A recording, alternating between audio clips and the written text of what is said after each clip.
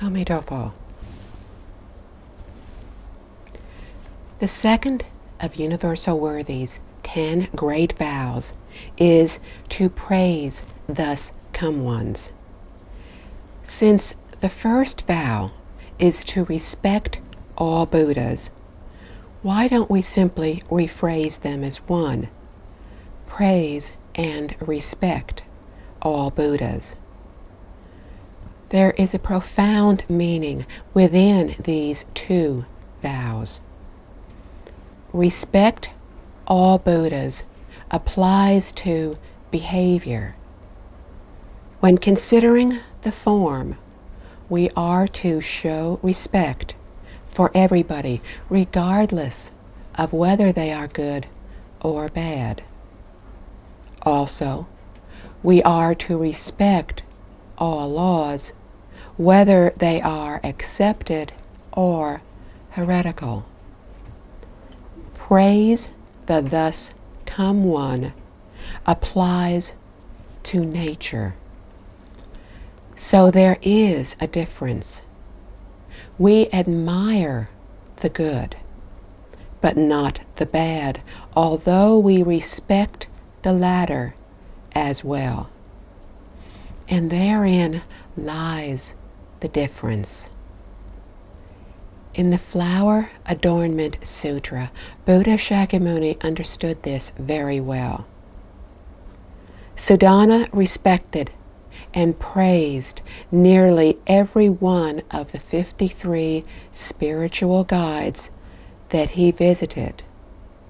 However, 3 of them he respected but did not praise: Vasumidwal, Shenrikpolaman, and Ganlu Huang. The first was a prostitute and symbolized lust and greed. The second was a heretic and symbolized ignorance. The third was hot-tempered and symbolized anger, punishing all those who caused him the slightest offense by plunging them into boiling water or driving them into a hill of daggers. These 3 symbolized the 3 poisons of greed, anger, and ignorance. To Suddhana, the 3 were to be respected but not praised.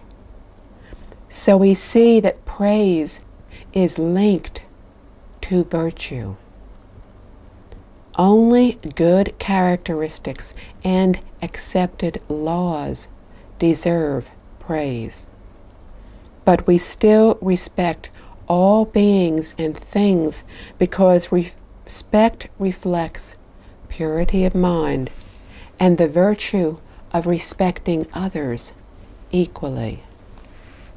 We respect heretical beliefs while we praise accepted ones such as Christianity, which helps raise people to the heaven realms. This is not achieving the perfect, complete enlightenment, but it is infinitely better than heretical beliefs that will lead people to fall into the 3 lower realms. So we praise Christianity. However, we never praise cults, for they encourage people to commit wrongdoings. We can see that there is a big difference between the first and second vows, although both come from a pure and perfect intention. The third vow is to make offerings extensively. The primary characteristics of universal worthy Bodhisattva is an immeasurably broad and compassionate heart, which in Mahayana Buddhism is considered as the perfect function of the true nature.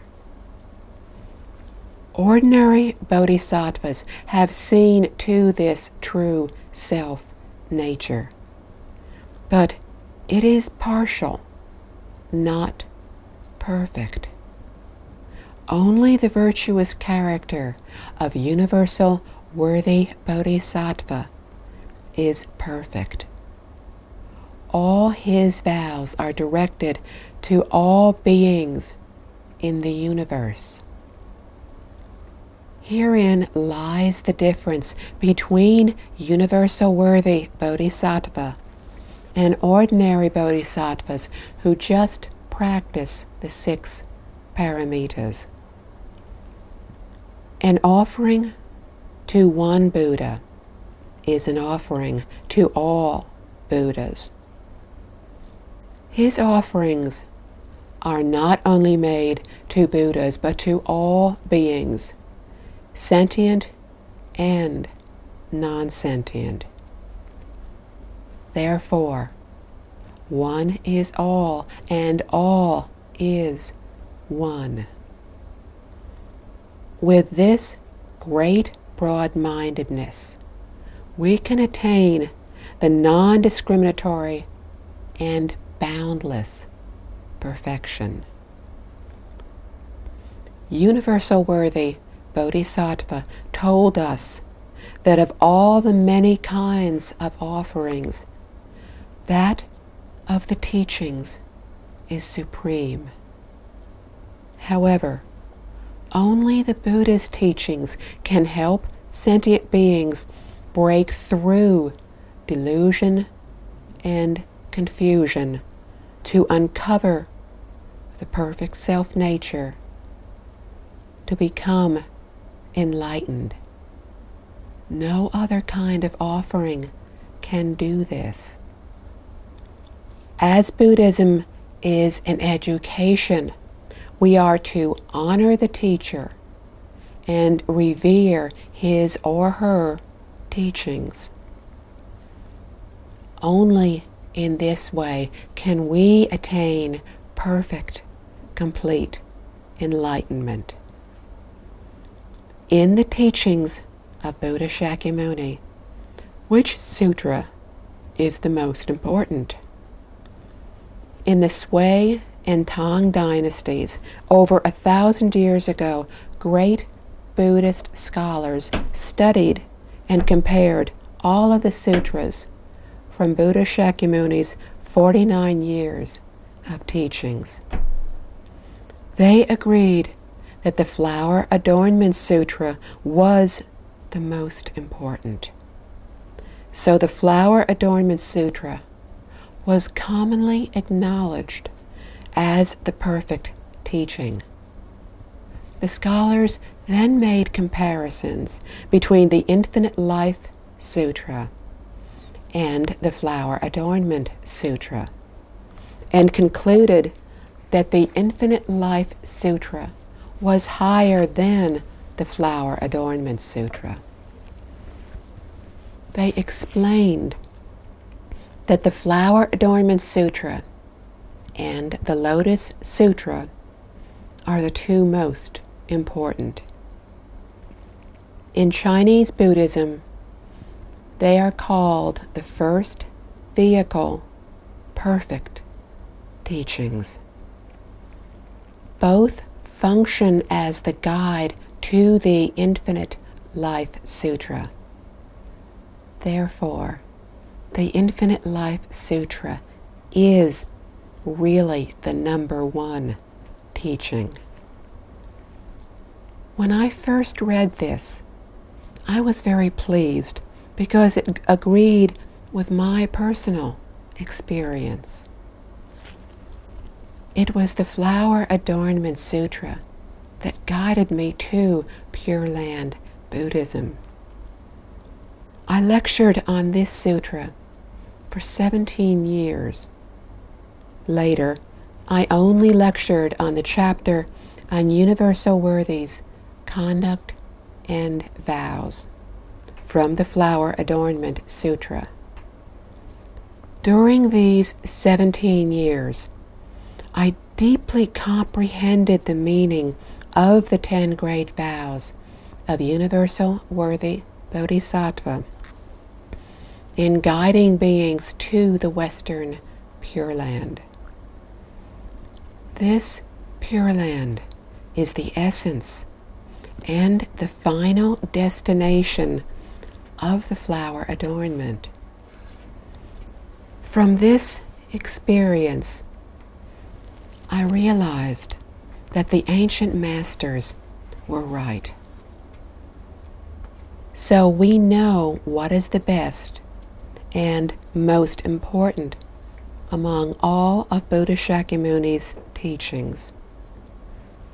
However, it was only after Mr. Liang Ju Sha, a Buddhist layman, edited a compilation of the 5 versions of the original translations of the Infinite Life Sutra that we could enjoy a perfect benefit.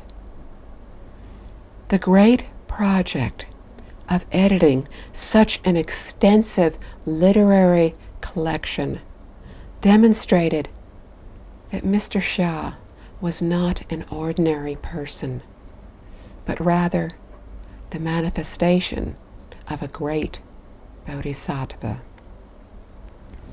This great being felt compassion for the sentient beings in our world, which revealed that the opportunity for many beings to attain Buddhahood had matured.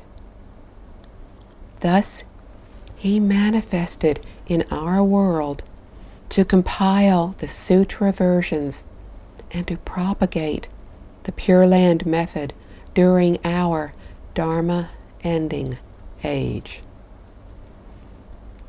When I visited Beijing, a student of Mr. Xia presented me with a photograph of his teacher.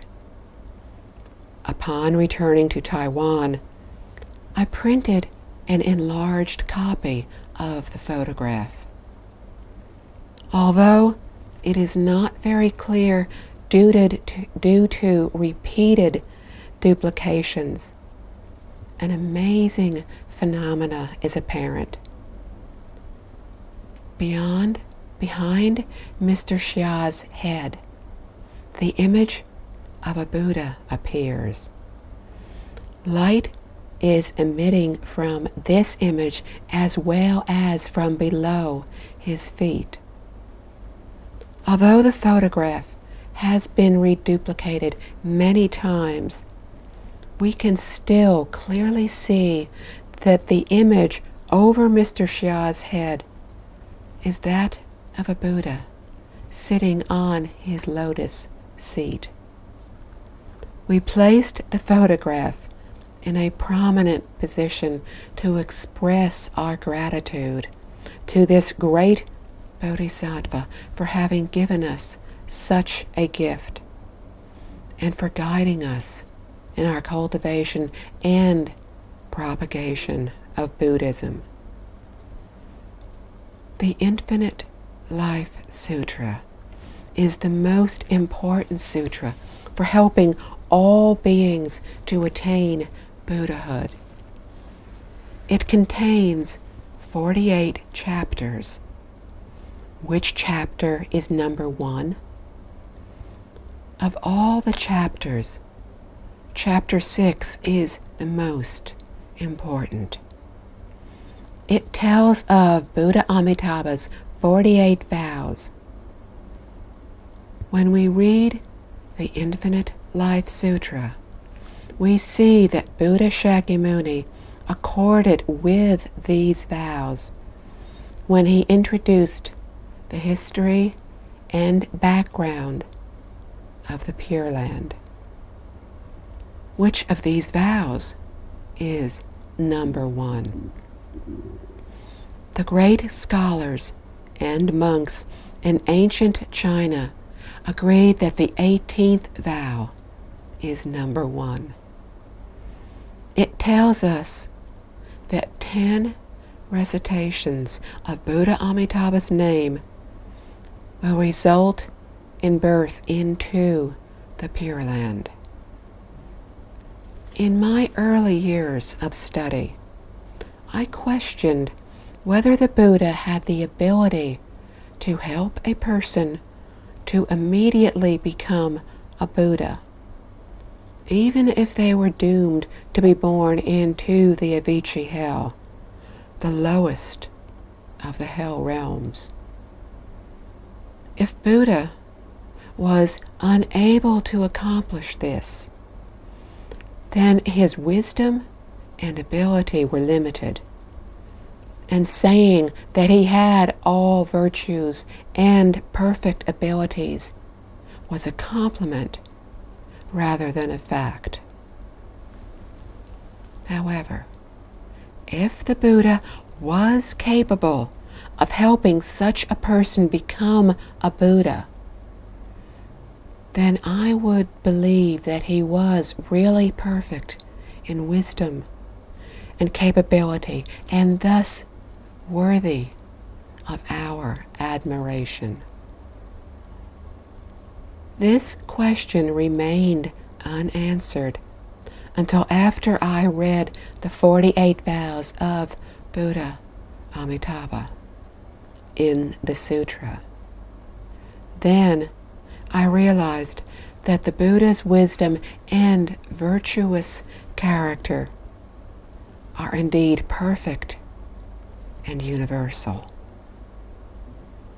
The Buddha is indeed capable of helping a person who has committed serious offenses to become a Buddha. The question lies in whether or not the person believes and accepts. If not, then the fault lies with the individual, not with the Buddha. So after reading the Infinite Life Sutra, we know that anyone who sincerely practices the recitation method will surely succeed. In the earlier example of Master Deshan and the student who so successfully chanted Namo Amitabha for 3 years, the student knew in advance that he would be born into the Pure Land. He told the woman who prepared his food that she need not bring it the following day. After he passed away from this world, he remained in a standing position for 3 days, waiting for his master to come to make final arrangements. His birth into the Pure Land was into the highest level. His accomplishment is proof of the 18th vow, which explains to us that this birth can be accomplished with just 10 recitations of Amitabha. Anyone who firmly believes in this method surely has good roots, great merits and virtues. The Infinite Life Sutra explains that the monk's rebirth after such a short time of practice was due to his having made offerings to innumerable Buddhas in previous lifetimes. As a result, he was able to believe and practice. Without his good roots from previous lifetimes, he would not have been able to believe regardless of what his teacher had said. The name of Buddha Amitabha has infinite meanings. It is the name of the universe, so it includes everything. If we want to know the meaning of the name, we can read the Infinite Life Sutra, the explanation of the name. If we want to understand the Infinite Life Sutra, we can read the Flower Adornment Sutra, for it is a detailed explanation of the Infinite Life Sutra. If we want to understand the Flower Adornment Sutra, we can read the entire Great Canon, for it is the detailed explanation of the Flower Adornment Sutra. By using this method to understand the sutras, we will know that the merit and virtue of the name of Buddha Amitabha are truly extraordinary. This name alone contains all of Buddhism, as well as all laws throughout the universe. Therefore, to chant this name is to chant all sutras. During the reign of Emperor Qianlong, there was a famous monk, Sun Guangding. Among his many works is the Directory to the Visualization Sutra, which tells us that we can escape from disasters when we resort to reciting sutras, chanting mantras, or drawing divination slips. However, if a person has committed grave wrongdoings, then the only thing that will work is to recite Namo Amitabha. From this, we understand that this is the best method to use when facing disasters. Many people do not know this, so they resort to other methods. Therefore, a person who is ill may recite the Medicine Master Sutra, and when faced with disaster, may recite the Universal Door chapter.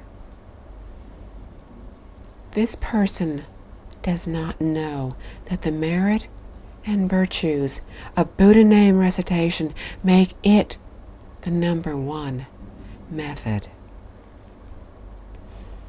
Then why didn't Buddha Shakyamuni tell us so directly? Why did he teach so many sutras and methods? Because many people do not believe in the Buddha name recitation method. So he kept the finest method for last. This is similar to what we see in the Taiwan Palace Museum. Most people consider the beautiful jade collection from the Qing dynasty to be more valuable than the bronzeware, which resembles pieces of metal, not realizing that the bronzeware is the most valuable part of the collection in the museum. Similarly, most people do not realize the true value of Buddha name recitation. So the Buddha had to teach all sutras to guide sentient beings to the Pure Land. Master Shan Dao told us that the only purpose for all Buddhas to manifest in the world is to tell us of the original vows of Buddha Amitabha. Today, we can truly understand, cultivate, and practice and propagate the Pure Land method. Truthfully, this is due to the support of the Triple Jewels. Also, the opportunities today for sentient beings to attain achievement are very good. In the past 5 to 6 years, millions of copies of the Infinite Life Sutra have been printed and spread throughout the world. I have traveled around the world, introducing and recommending this sutra. Many people have liked and accepted it.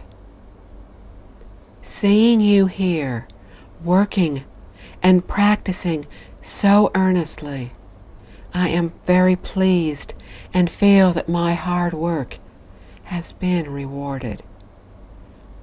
Therefore, if we can practice and widely propagate this method, then I can say that we have perfectly fulfilled the vow to make offerings extensively.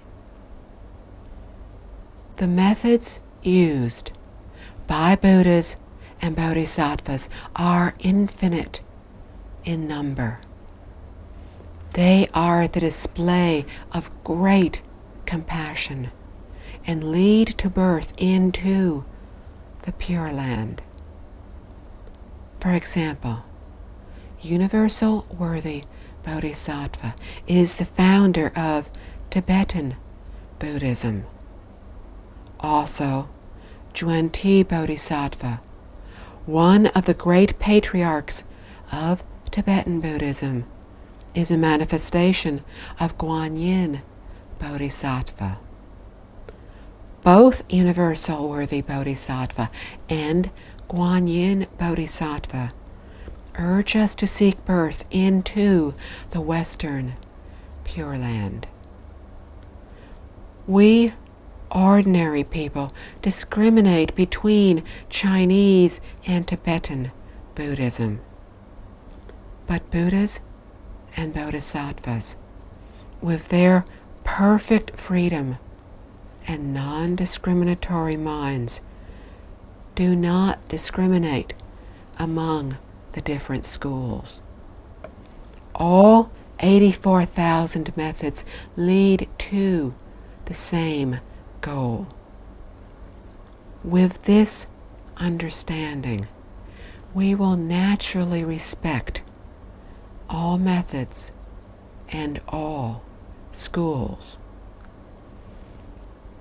The fourth vow is to regret karmic obstacles. Everybody has karmic obstacles. Every thought in a person's mind is a karmic act, which in turn will certainly result in an obstacle. What is obstructed? Our true mind, within which there is infinite wisdom and virtue. There are two types of obstacles: those caused by afflictions and those caused by knowledge attachment. We create these constantly. The Buddha told us in the Flower Adornment Sutra, all beings have the Buddha's wisdom and virtues, but cannot attain them due to their wandering thoughts and attachments. Like a doctor, the Buddha pointed out the cause of our illness. Attachments are the root cause of afflictions, and wandering thoughts are the cause of knowledge attachment. For all methods, learning and cultivation is simply a matter of doing away with our wandering thoughts and attachments. Once we do this, we will uncover our Buddha nature. All the methods in Buddhism teach us to regret our karmic obstacles. Thus, to regret karmic obstacles is the key to our cultivation. However, it is very difficult to remove these obstacles. Of all the methods, the Pure Land method is unique. For even if we have committed an extremely grave offense, such as one of the 5 deadly offenses, and are thus destined to fall into the Avicii hell, we can still remove our obstacles and attain Buddhahood. We need to feel remorse, vow to change, practice Buddha name recitation, and accord with the Buddha's teachings to attain birth into the Pure Land. This is why Master Hsuan said that this recitation method alone is able to dispel obstacles, for they cannot be dispelled reciting sutras or mantras. In the past few years, there was a theory being circulated that said that a person with remaining karma could not be born into the Western Pure Land. This greatly shocked and panicked Pure Land practitioners. When I went to Los Angeles in 1984, I was asked if this was really true. On hearing the question, I smiled and said, if it were true that a person with remaining karma could not be born into the Pure Land, then the only person there would be Buddha Amitabha. What then is the use of going there? The person questioned why. I replied, have you ever heard of the 4 lands, 3 kinds, and 9 grades in the Pure Land? He replied that he had read of them in the sutras. I told him, if no one with remaining karma could be born into the Pure Land, why are there 4 lands, 3 kinds, and 9 levels? With this, he understood. The division of lands, kinds, and levels is based on the amount of remaining karma. With heavier karma, we are born into a lower grade. With lighter karma, we are born into a higher grade. I then explained, Guanyin Bodhisattva, Manjushri Bodhisattva, and Universal Worthy Bodhisattva are all equal enlightenment bodhisattvas. The sutras tell us that even bodhisattvas of this high level still possess 1 degree of remaining ignorance. Isn't this a karmic act? My questioner was greatly relieved at my words. So even an equal enlightenment bodhisattva goes to the Pure Land with remaining karma. Buddha Amitabha is the only one there without any karma. I then concluded, who says that a person with remaining karma cannot be born into the Western Pure Land? My words seemed to help, as the questioner laughed merrily, for he began to see that all beings in the Pure Land had gone there with remaining karma. Buddhism teaches us not to be angry or to hold grudges against others. So I added,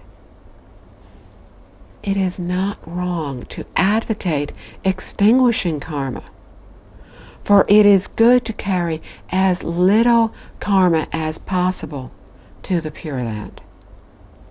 In this way, a person can attain birth into a higher level. Later, I went to New York. As soon as I got off the plane, I was again asked the very same question. People did not understand. As soon as I explained, they understood that it was not wrong to have karma. Extinguishing karma is good, for it is feeling remorse for the obstacle. Buddha name recitation is a sincere act of feeling remorse and vowing to change. However, when feeling remorse, we must be sure that our heart is the same as Buddha Amitabha. Our vow is the same as Buddha Amitabha's, and our behavior corresponds with that of Buddha Amitabha. How do we do this? With sincerity, by not reciting simply with our mouth, but with our heart. In this way, we will perfectly fulfill the teachings in the sutra. Only by doing so can it be said that we are true cultivators of the recitation method. Be sure that with every thought of Amitabha, we have the same thought and vow as the Buddha. We need to turn his 48 vows into our vows. Only in this way can we be rid of karmic transgressions. The fifth vow is to be joyful over others' meritorious deeds. This requires us to go against what seems to be so natural to us: jealousy. It is natural for humans to have this emotion. For example, small children appear unhappy when others receive more candy than they do. This is jealousy and is a major obstacle to our self-cultivation. Universal Worthy Bodhisattva largely attributed this vow to jealousy. He taught us not to feel envy, but to regard others' meritorious deeds as our own, and to further assist them in their endeavors. This vow tells enables us to not only feel joyful over others' meritorious deeds, but to help them accomplish even more. If we are unable to offer assistance, we can at least express our joy and admiration. However, if we are able to offer assistance, then it will be a true fulfillment of this vow. Remember that helping others is helping ourselves. We would do well to love and tolerate those who exceed us, for in this way we will accomplish the virtue of this vow. In ancient times, education in China was such that each succeeding generation was expected to exceed the current generation in accomplishment. If not, the education was considered a failure. People today, however, are afraid that others will exceed them.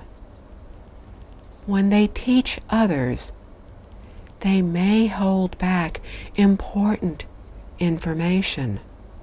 This is called grudging teaching, which will incur the retribution of ignorance. Grudging money incurs poverty. These people are not aware how serious the retribution will be. We should strive to continually progress in our cultivation of virtue, acquisition of knowledge, development of ability, and improvement of the standard of life. Only in this way will education be successful, with the entire society progressing. It will be our responsibility in the next era to educate others. If we fail to attain virtue, knowledge, and ability, we will not be able to help the next generation of sentient beings. Why? Look at today's children. The education they receive is leaning more and more towards science and technology, while society is becoming increasingly complicated. Therefore, those who have vowed to help others will need to have a purer heart, greater wisdom, and higher virtue to cope with the new era and opportunities. Jealousy and hatred are extremely harmful to our self-nature, and hence should be extinguished. So the virtue of being joyful over others' meritorious deeds will be even more important. The sixth vow is to appeal to Buddhas to turn the Dharma wheel. Since we benefit from the education we receive from the Buddha, what can we do to repay his kindness? Nowadays, most people enshrine and worship him, making daily offerings to his image on an altar. Is this the right way to thank him, to repay him? No. These are only rituals to remind us not to forget the Buddha's kindness. The Buddha's wish is for all sentient beings to hear the truth, practice accordingly, and receive the benefits to attain Buddhahood. The only way we can repay him is to take his heart as our own.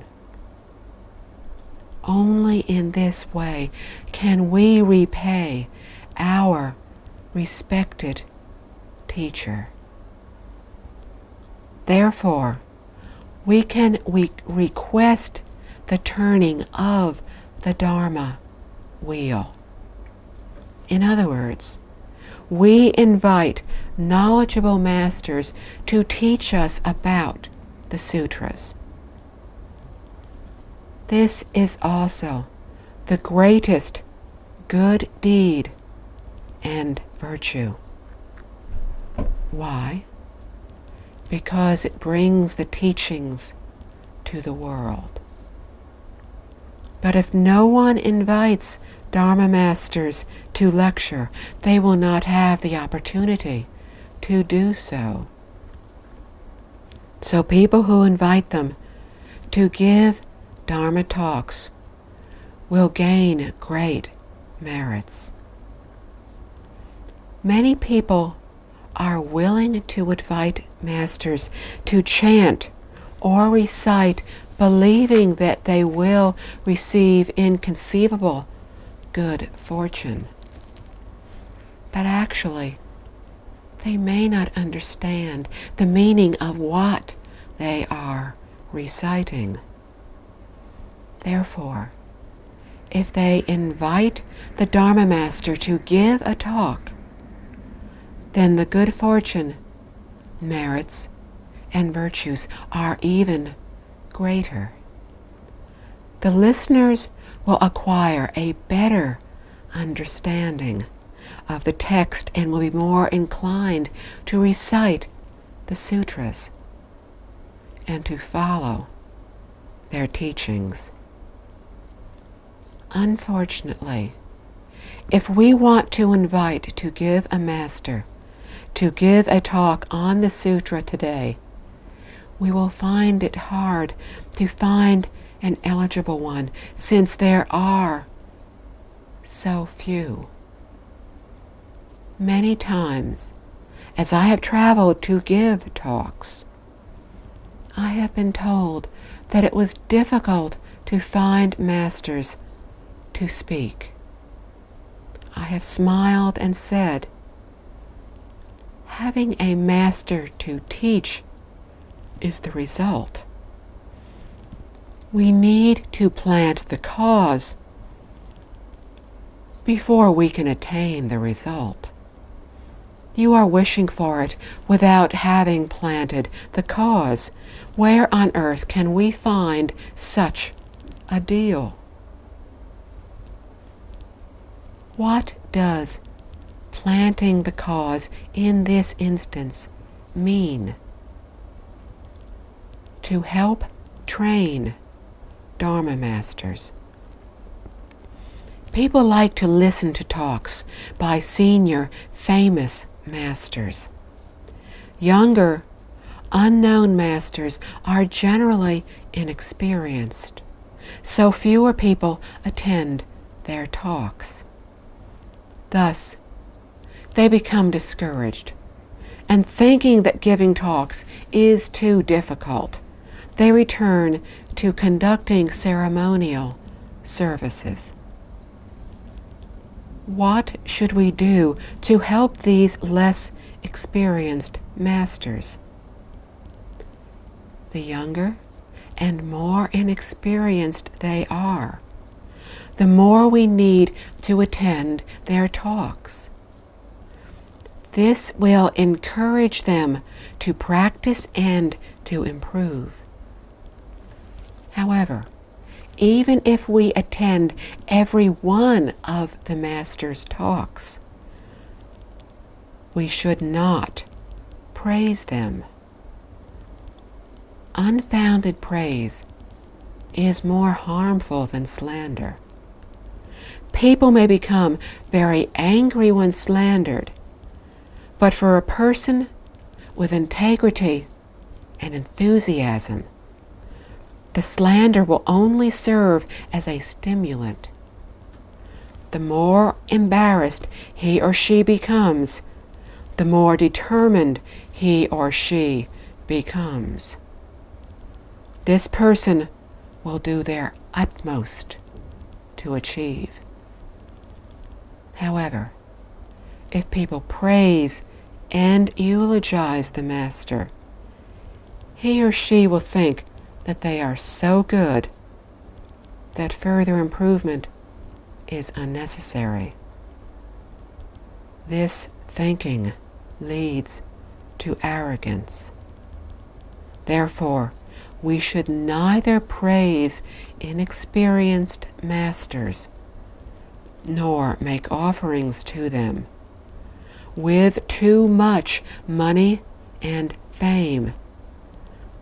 They will soon become tainted. A person gives rise to the Bodhisattva heart and becomes a monk or nun, but later becomes corrupt due to receiving excessive praise and offerings from followers.